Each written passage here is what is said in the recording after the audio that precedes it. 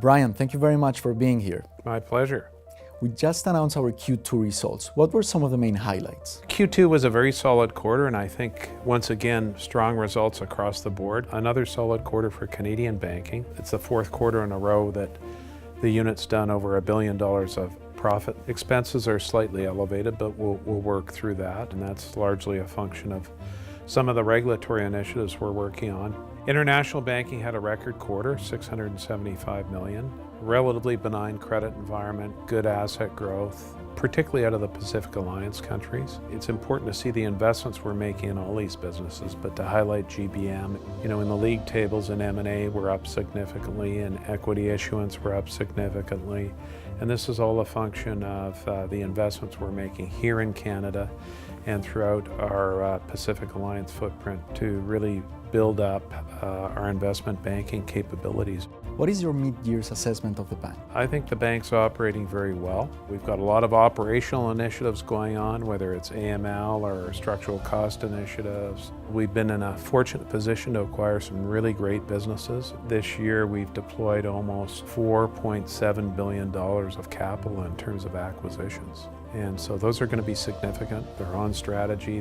They're really important for the bank's growth going forward. And what do you see as the greatest threats to the bank? The bank is as safe and sound as it's ever been. Capital levels are high. We carry a lot more liquidity. And I think about the bank's reputation all the time. That's my job, our reputation and our brand. The biggest effort in the bank right now is anti-money laundering, KYC. Really what we're focused on is protecting the bank's reputation, and that's critically important. We're making very good progress, but it's a multi-year project.